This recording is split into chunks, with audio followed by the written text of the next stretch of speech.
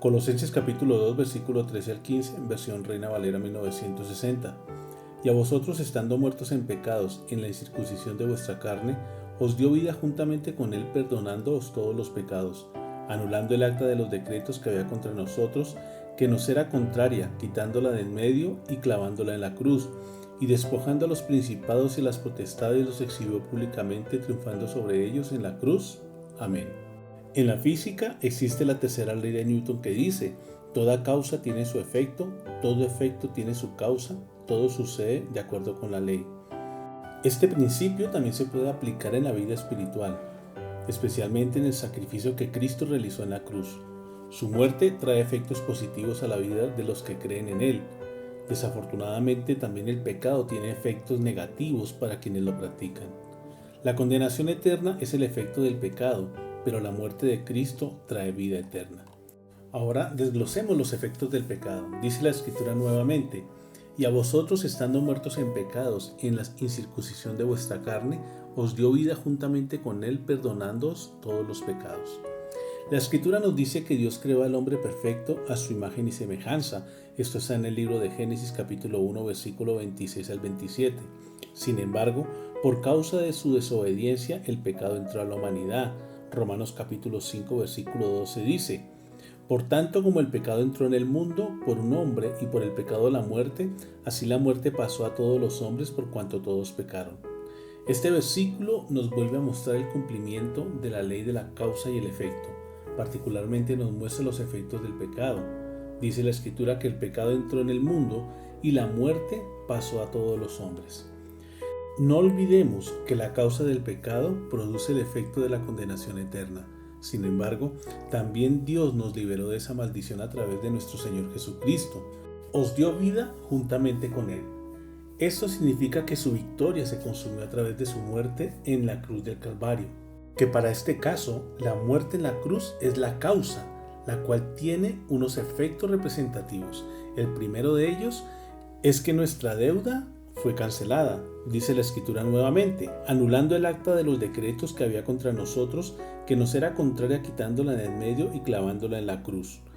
Este es el primer efecto de la cruz, el perdón de todos nuestros pecados. En la antigüedad se levantaba un acta contra los delincuentes, donde se les registraba sus malos hechos y eran usados para condenarlos.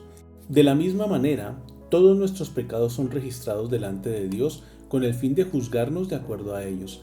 El libro de Apocalipsis capítulo 20, versículo 12 y versículo 15 nos muestra: y vi a los muertos grandes y pequeños de pie ante Dios, y los libros fueron abiertos, y otro libro fue abierto, el cual es el libro de la vida, y fueron juzgados los muertos por las cosas que estaban escritas en los libros según sus obras. Y el que no se halló inscrito en el libro de la vida fue lanzado al lago de fuego. No obstante, el apóstol Pablo aclara que el acta de los decretos en contra de nosotros por causa de nuestros pecados fue anulada a través del sacrificio de Cristo en la cruz. Dice 2 Corintios capítulo 5, 17: de modo que si alguno está en Cristo, nueva criatura es. Las cosas viejas pasaron, he aquí todas son hechas nuevas. Esto significa que en Cristo Jesús pasamos a ser nuevas criaturas. Nuestros pecados son perdonados y somos introducidos a una vida nueva. El segundo efecto de la cruz es que Satanás pierde su dominio sobre nuestra vida. Dice nuestro texto base en Colosenses: y despojando a los principados y a las potestades, los exhibió públicamente, triunfando sobre ellos en la cruz.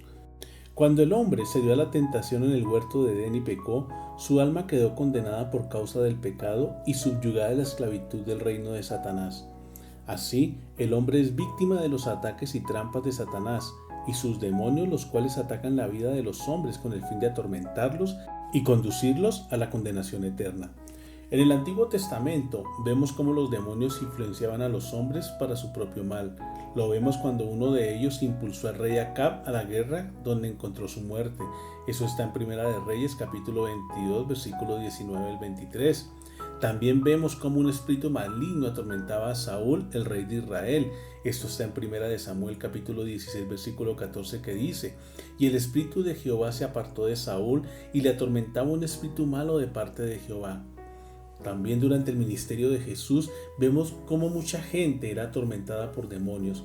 como por ejemplo el padre que tenía un hijo que lo atormentaba un demonio en Marcos capítulo 9, versículo 24, o la mujer sirofenicia que tenía una hija que era atormentada por un demonio en Marcos capítulo 7, versículo 26, o también la mujer de que desde los 18 años tenía un espíritu de enfermedad que la obligaba a andar encorvada. Esto está en Lucas capítulo 13, versículo 10.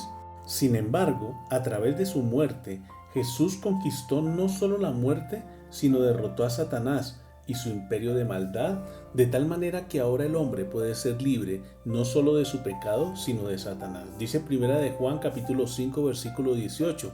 Sabemos que todo aquel que ha nacido de Dios no practica el pecado, pues aquel que fue engendrado por Dios le guarda y el maligno no le toca.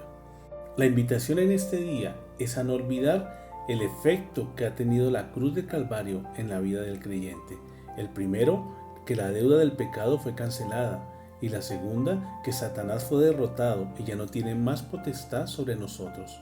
Pero para que este resultado de la cruz del Calvario y el sacrificio que Cristo hizo en la cruz por nosotros surta ese efecto, es necesario hacer a Jesús el Señor y Dios de nuestras vidas. Esto significa que Jesús es el eje y el centro fundamental de todo nuestro ser.